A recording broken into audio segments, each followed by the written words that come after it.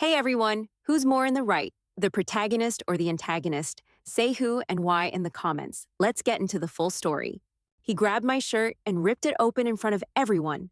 Right there, under the cheap lights at Murphy's bar, in front of 30 men who all knew the weight of a uniform, my brother yanked the fabric so hard the buttons hit the floor like shell casings. The music stopped. The crowd fell quiet. And I stood there, shirt torn, bra exposed, skin visible. And with it, the one thing I'd kept hidden for over 20 years. My name is Danielle Carter. I'm 42. I work logistics for a civilian contractor just outside Quantico. I live alone. No husband, no kids. I built my life to be clean, simple, and quiet. No questions, no noise. But Michael never cared about that. He wanted noise.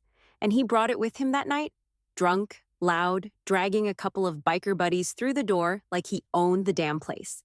I was sitting alone, nursing a seltzer, waiting to hear General Nolan speak one last time before retirement. The man had been there when I was 14, when my father's casket came home. I didn't come to drink or mingle. I came to honor the man who never once let me fall all the way down. Michael saw me and made a beeline like I owed him something. Well, well, if it isn't Sergeant Nobody, he shouted, arms wide. They let you in here with the real soldiers? Someone chuckled. I didn't look up. Come on, Danny, he said louder now. Tell these fine folks about all your real missions. How many lives you save with spreadsheets? I wanted to walk out, but I didn't. I didn't want to give him the win. Quick note. Before listening, share which city or country you're watching from. He was already slurring, already unsteady. But when one of his buddies clapped him on the back and handed him a beer, he puffed up like he was still worth something. I stayed quiet. I always did. But this time, he wasn't going to let me go. Tell them what you really are, he barked. Tell them you never served. Tell them you're a damn fraud. I stood up, straightened my spine. Michael, walk away. Oh, I will, he said, once we settle it. He turned to the crowd. If she's the badass she claims, let's see it. Show us your war paint, Sergeant. Show us your ink. Then one of his biker buddies reached forward and did it. He grabbed my collar and in one quick motion tore my shirt open down the front. Gasps. Chairs scraped back. My hands froze midair. There, above my left breast, was the tattoo, the sword, the wings, the name. And below it, the long, ugly scar no one could fake. You could hear a pin drop. Then a voice rang out, calm and cutting from the stage. Son, you just threatened your commandant's daughter. General Nolan stepped forward. Michael's jaw dropped, and I just stood there, heart pounding, shirt open, past exposed. Someone in the back stood up. The room changed, and my brother finally shut up. They cleared the bar out after that. Not with force, just presence. Military investigators don't need noise to do their job. They tapped Michael on the shoulder, and he knew. He didn't fight, didn't scream, didn't even look at me. He just walked out with them like he already knew where he was going. I sat back down, shirt still open. Nolan draped his coat over my shoulders, nodded once, then turned away. I didn't speak to anyone. I didn't wait for applause. I paid my tab and left. The drive home was dead silent. No music, no heat. Windows cracked even though the night air cut like glass. My hands didn't stop shaking until I hit the parking lot. That's when I realized the life I built was over. I used to think I was good at disappearing. After I left the Corps, I set everything up for quiet. First name only at work. Unlisted number. The apartment above a dry cleaner in Dumfries. Small, silent, not worth noticing. I kept to myself. Never hosted, never invited, never answered personal questions. I did logistics at a civilian contractor's office outside Quantico. Corner desk, neutral clothes, morning shifts. I made banana bread on Sundays and froze half of it just to stretch out the smell. People knew me, but not really. They thought I was nice, predictable, safe. That was the whole point. Michael was the opposite. He crashed through life like a drunk through drywall. Loud, bitter, never shutting up about how the system screwed him. He got booted with a dishonorable discharge after 3 years. Spent the next 10 acting like a war hero who just didn't get his due. He showed up at family holidays like he was owed something. Walked around in camo jackets that still had his name patch, like it meant something. Mom believed every word. Called him her brave boy. I never corrected her. I tried to help. I sent him money when I could. I covered for him when he didn't show up for her doctor appointments. I lied when he got arrested in Roanoke. Told Mom it was a misunderstanding. The worst thing I did was scrub something serious from his record. Used a favor I had left from a retired master gunnery sergeant to bury a file. It showed Michael had sold access. Names, schedules, route times. Could have gotten people killed. I told myself I was protecting Mom. But maybe I just didn't want to be the one who wrecked what was left of our family. He never thanked me, never even admitted he knew. Instead, he mocked my service. "You probably spent the whole deployment pushing papers," he'd say. "Bet you never even got dirt on your boots." "You think logistics is a joke?" I asked once. He smirked. "I think calling what you did service is the real joke." I let it go. Every time. Because it was easier. Because it kept things quiet. But what he did at Murphy's wasn't just loud. It was surgical. He went for the one thing I never wanted to share, the truth, and it cracked everything.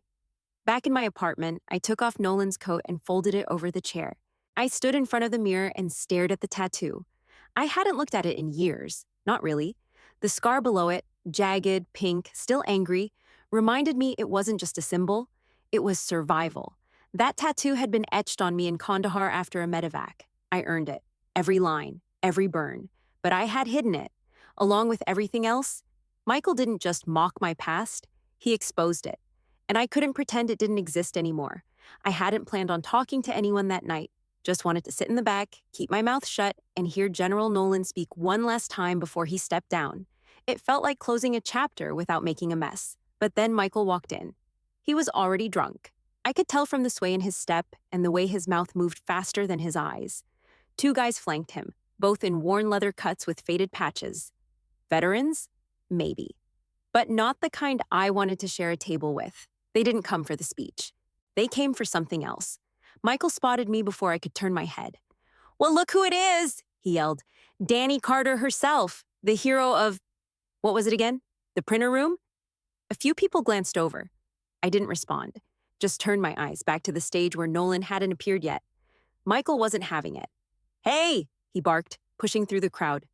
"You ignoring me, sis? Come on, tell the people what you really did in the Corps. Bet it's riveting stuff, like alphabetizing ammo crates." His buddies laughed like it was the funniest damn thing they'd ever heard. I still didn't move. "Thought you'd crawl back under your rock after Kandahar," he said louder. "Guess even cockroaches crawl back eventually." That one got attention. Heads turned. A few guys at the bar frowned. A woman near the jukebox crossed her arms. I clenched my jaw. "You're drunk. Walk away." Michael leaned closer, breath reeking. "Or what? You'll requisition a strongly worded memo?" More laughter. "Come on, Danny," he went on, voice rising. "Tell him how many kill shots you logged behind a desk." I said, "Walk away." He held out his arms like a circus act. "You know what? Maybe I should do the community a favor. Maybe I should expose the truth. This woman's been walking around acting like she's served, like she's one of us. She ain't. She's a damn fraud." That's when the shift started. One guy near the pool table stopped mid-shot. A few others turned fully around. The air got tight. People weren't laughing anymore. They were waiting. Michael smirked. He liked it. "If you were real," he said, "you'd prove it." I stood. My hands were already shaking. "Don't do this." "Do what?" he said, still playing to the crowd. "I'm just asking for a little proof. That's not unreasonable, right? If you're really a soldier, show us. Show us your badass tattoo, if you even got one." Then one of his buddies stepped forward. Bigger than Michael, tatted up, long beard. He grinned, grabbed my collar, and yanked. The sound of fabric ripping felt louder than the jukebox ever had. My shirt split down the middle. Buttons flew. The room stopped breathing. There it was, tattoo, upper left chest, etched sharp, old but clear. The sword, the wings, the initials underneath. Below it, the scar, long, pink, ugly, the kind that doesn't fade. Gasps, someone dropped their drink. A chair scraped, no one moved. Then from the stage, calm and cutting. "Son, you just threatened your commandant's daughter." General Nolan stepped out from behind the curtain, arms folded, jaw set like stone. Michael blinked like someone slapped him. "Wait, what?" Nolan moved forward, slow and steady. "That's Colonel Carter's daughter," he said. "I served with her father in Desert Storm. I was there when his body came home." Michael looked at me like he'd seen a ghost. But I didn't look at him. I looked at Nolan. And for the first time in over a decade, I saw someone who wasn't ashamed of who I was. The rest of the bar stayed silent. The tension didn't drop. Michael stepped back. His biker friends did too. Nolan came down from the stage and stood beside me. No words, just presence. And for the first time in years, I didn't hide. Nolan didn't say anything right away. He stood there beside me, solid as ever, eyes scanning the room like he was still on a perimeter check. No panic, no rage, just quiet control. Same as when I was 14 and he showed up with the flag. He reached into his coat and pulled something out. A wooden box, small, worn, no markings. He held it out to me like it weighed something heavier than wood. I didn't move at first. "Go on," he said. "It's yours." I took it, hands trembling a little. The lid wasn't locked. It clicked open with one soft sound. Inside was a single dog tag, bent slightly, edges dulled from years of wear, and an old folded map, stained, creased, corners rubbed to fuzz. I knew it before I even touched it. I'd seen it once, a long time ago, tucked into the breast pocket of my father's uniform in an old photo Mom kept in her Bible. "This was his," I whispered. Nolan nodded. He carried that map every op, marked every line himself. I ran my finger along the faded path etched in pencil. It felt like tracing bone. "I didn't know you had this," I said. "I've had it since we pulled what was left of him," Nolan replied. "I kept it until the day you stopped hiding." That hit harder than I expected. I swallowed. "So this is... what? A handoff?" "No," he said, locking eyes with me. "It's permission." I looked at him, confused. "You don't have to keep shrinking yourself, Danielle." The words landed like a hit to the chest. I didn't say anything. Couldn't. My mouth just locked up. I wasn't used to hearing truth spoken like that. Not without edge, not without pity. Just clean, sharp, real. He stepped back and nodded toward the door. "Let's go." I followed him, still holding the box, the map, the tag. We walked right past the crowd, which had started to part without a word. No one said anything. A few looked away. Some held their eyes on me. Different now. No pity, no doubt. Just respect. Michael stood near the back wall, alone now. His face was pale. His mouth tight. He didn't move, didn't speak. I didn't look at him long. I walked straight past him. And for the first time in years, I wasn't small. I wasn't hunched. I wasn't folding in to make everyone else more comfortable. I took up space. Outside, the air hit cold, but I didn't shiver. Nolan stopped at his truck and turned toward me. "You remember what I told you the day we folded your father's flag?" "I remember silence," I said. He nodded once. That was the point. Some truths don't need speeches. But I told you one thing, I thought back. Long time ago.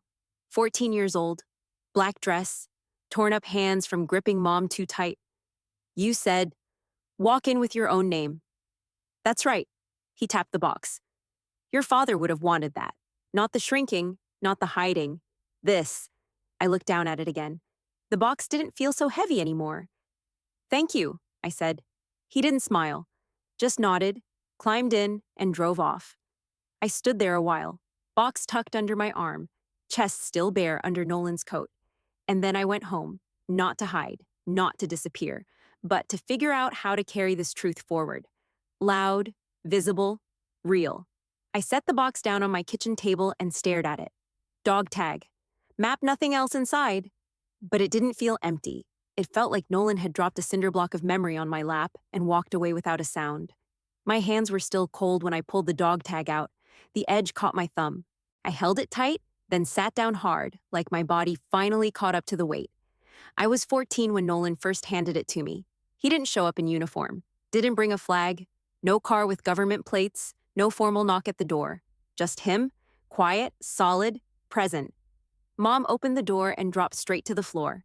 I stood behind her, frozen. Nolan stepped in without waiting to be invited, shut the door behind him, and sat beside her on the carpet.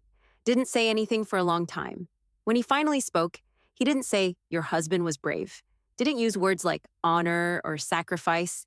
Just said, "We got him home." Then he turned to me, pulled the dog tag from his pocket, and placed it in my hand. "You walk in with your own name," he said.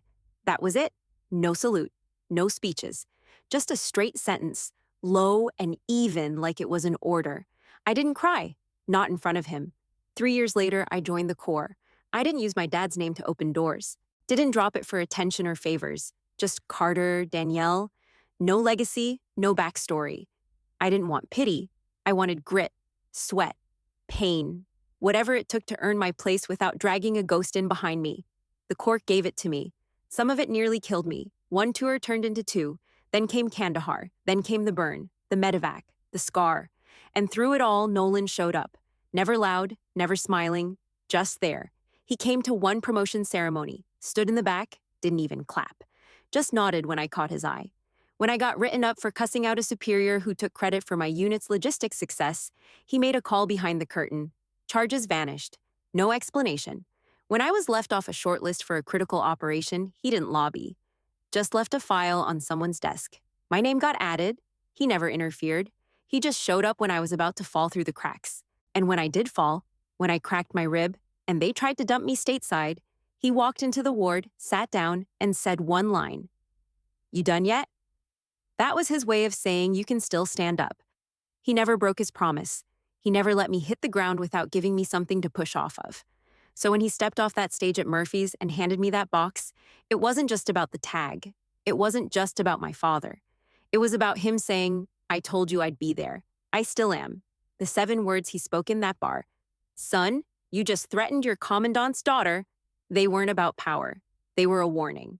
Not to protect me, but to remind everyone in the room who I was.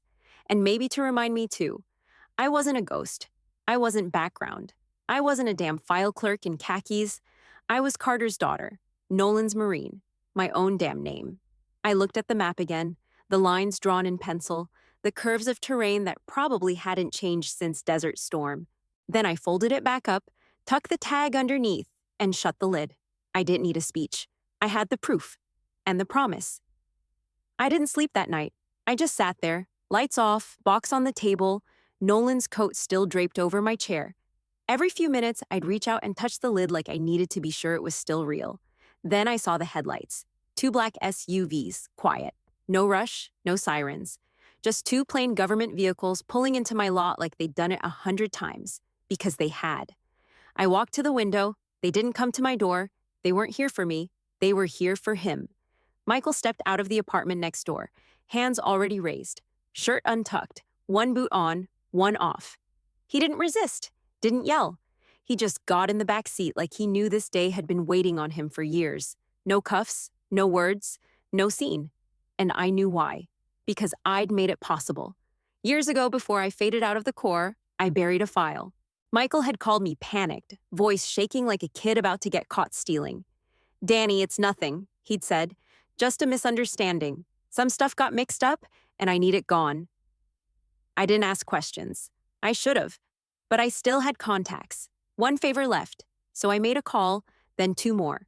Pulled strings I had no business touching. The file was flagged, then frozen. Not erased, but buried. Back then, I told myself it was for Mom. She couldn't handle another headline, another flag, another funeral. I told myself I was protecting him too, but I wasn't. I was protecting the illusion, the one where Michael still had some honor left, where I wasn't the only one who made it out broken, but quiet, where I could disappear and he could keep playing hero. I knew what was in the file. I read it.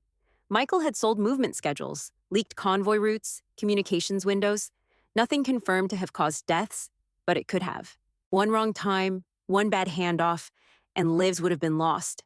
And I helped cover it. That night at Murphy's, when he stood there drunk and proud and tore open my shirt in front of all those men, I finally saw it. He wasn't just mocking me. He was mocking everything I protected, my service, my silence, my sacrifice. Every year I spent sitting still, speaking low, not taking credit, so he could keep his mess under wraps and pretend he'd earned the damn jacket he strutted around in. And I let him. He got to keep playing veteran while I was hiding scars under sweaters. He got to mouth off at family dinners while I shut down conversations before they got close to my record. He got to pretend. Because I gave him the space to. I thought I was being loyal. But the truth was, I betrayed myself. I sold out every good thing I did for the Corps so my brother wouldn't have to face the truth. I let him weaponize my silence. And when he humiliated me in that bar, it wasn't just some drunk rage, it was a test. He wanted to break me, wanted to drag me down to his level so he could feel taller. And the worst part? I almost let him. I stared out the window and watched the SUV disappear into the dark. I didn't cry. I didn't scream. I just stood there, jaw clenched, heart beating through every scar I'd earned. He thought I wouldn't survive the hit. But I did. I went back to the table, picked up the dog tag, and pressed it into my palm. He had his choices. I had mine. And I wasn't covering for him anymore. The next night, I went back to Murphy's. Same parking lot, same cracked sidewalk, same faded sign buzzing over the front door. It was almost empty inside. Chairs flipped, floor still sticky from spilled drinks and dragged boots. The lights were low, no jukebox, no noise. One guy sat at the bar.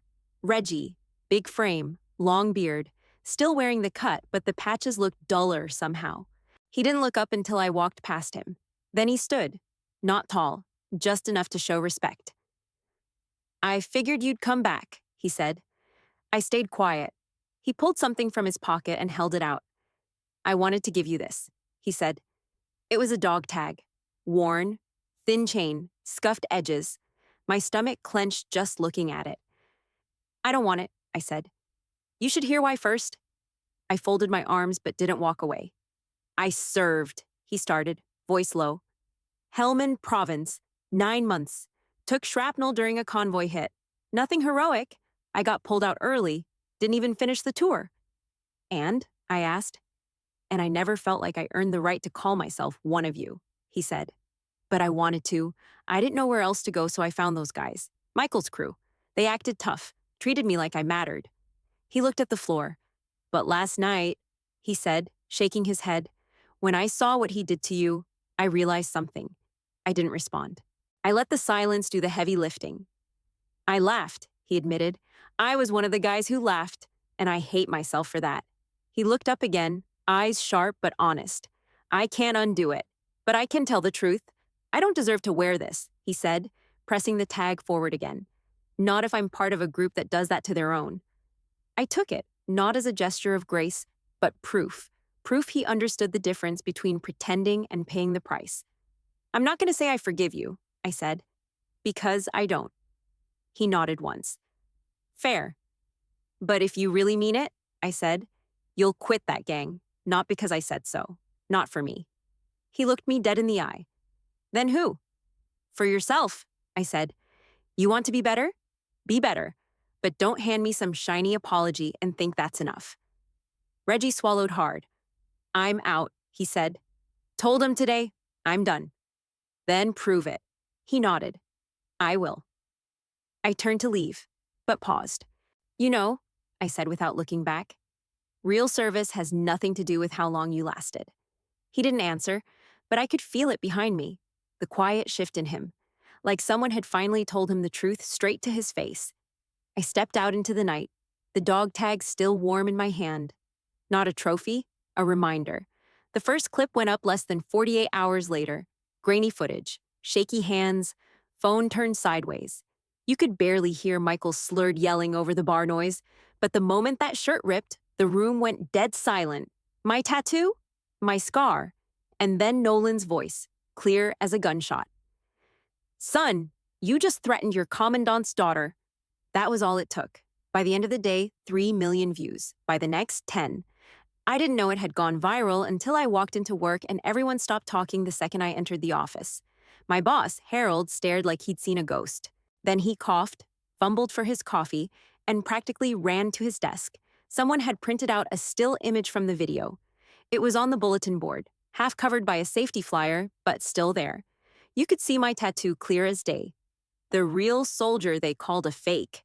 That was the headline CNN used, then Fox, then local news out of DC. They called me a mystery vet, a quiet hero, a symbol of stolen valor turned inside out. Except they didn't know the half of it. Some people praised me, others didn't. Commentators with zero military experience started dissecting the tattoo on live TV. One said it looked a little too perfect to be real. Another suggested the scar was makeup. A vet from Florida claimed the whole thing was staged, and then Michael crawled out of whatever hole he was hiding in. He went on television, some trash morning show, and claimed I had stolen his valor. Said I'd forged documents, got my tattoo to look like his units. Said I was unstable, obsessed with our dad, and had made the whole thing up to get back at him. Gaslighting, denying, lying so easily it made my stomach turn. I watched it once. That was enough. I turned off the TV and sat in the dark. My phone lit up every few minutes. Texts, calls, voicemails from people I hadn't heard from in years. Most just wanted to say they were proud of me. Some were asking for interviews. A few wanted to collaborate on a podcast or book deal. I didn't answer any of them. Then Nolan called. He didn't waste time. There's a recognition ceremony next week. Closed event? Quiet. It's for you. I don't want it, I said. He paused. This isn't for the news cycle. I know. Then what are you afraid of? I'm not afraid, I said, sharper than I meant to. I'm tired. He waited a beat. Don't let someone else own your story, Danielle. That line landed, hard, but I still told him no. I needed to breathe. I needed space. I needed something real that didn't come with a hashtag or a trending headline. So I drove, took 95 South, windows down, no music, just wind and road and silence. I pulled off near Richmond and parked at the memorial wall. It wasn't Arlington, but my father's name was there, carved deep into black stone. No flowers, no flags, just the names and the silence. I stood there longer than I meant to. Didn't say a word, just stared at his name, index finger tracing each letter like I was 13 again. He didn't get to see me finish boot, didn't get to know I served, didn't get to watch me fight, bleed, survive. But I like to think he would have been proud. Not because of the viral video or the bar or the scar, but because I didn't fold. I stood there until my legs ached and the sun dropped behind the trees. That gave me my answer. I got back from the wall just after dark. The apartment felt colder than usual, even with the windows shut.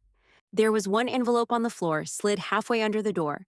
No return address, just my name written in block letters. Handwriting I hadn't seen in years but still recognized right away. Michael. I didn't open it right away. I stood there with it in my hands, staring like it might catch fire. Thought about tossing it in the trash. Thought about tearing it in half. But I didn't.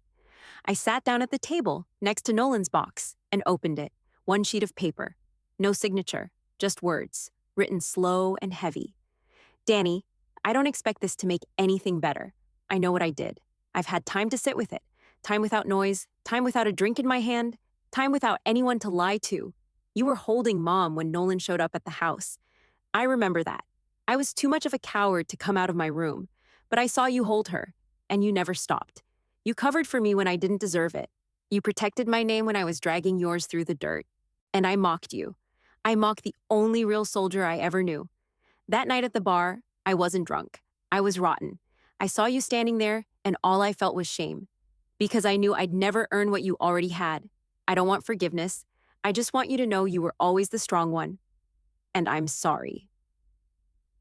M. That was it. No asking for another chance. No, hope you're doing well. No excuses. I folded the letter once, clean and sharp, and placed it next to the wooden box. I didn't cry. I didn't call. I didn't write back. I just sat there, the letter and the box side by side like they belonged to the same history.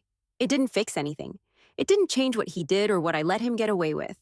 But it was something. A break in the noise. A single clean breath after years of swallowing bile. It didn't heal, but it stopped the bleeding. The letters stayed where I left it. So did the box. But something in me shifted. The noise didn't scare me anymore. A few weeks later, I signed a lease on the old Murphy's building. Still smelled like spilled beer and bad decisions. Broken stool legs stacked in the corner. Jukebox gutted. Glass behind the bar long gone. I didn't fix everything, just cleaned what mattered, replaced the lights, painted the walls a flat gray. Simple, quiet. Then I unlocked the door. People started showing up. First it was 2 Marines from the base, one still active, one barely hanging on. Then a Navy corpsman. Then a woman who said nothing for the first 4 visits, just sat with her hands folded like she was waiting for permission to breathe. I didn't advertise, no flyers, no Facebook group, no public calendar, just word of mouth. I called it Second Watch. No sign out front, no clipboard at the door, no membership, just one rule. If you show up, we listen. Sometimes they shared stories, sometimes they didn't. Some nights we sat in silence, just breathing the same air. It wasn't therapy, it was presence. One night, a kid, couldn't have been older than 20, stayed behind after the others left. Barely spoke the whole evening. But as I was locking up, he turned and asked, "Did you ever get scared?" I didn't pause. "All the time," I said. He didn't need more than that. Before we opened the next day, I brought in the box, took out the tag, ran the chain through a nail behind the bar, hung it just above eye level where no one could miss it. No plaque, no label.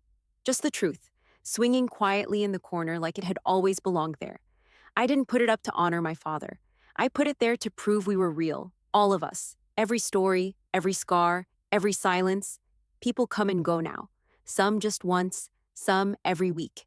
And I serve again, one person, one story, one day at a time. Not because I need to be seen, but because someone has to stand watch.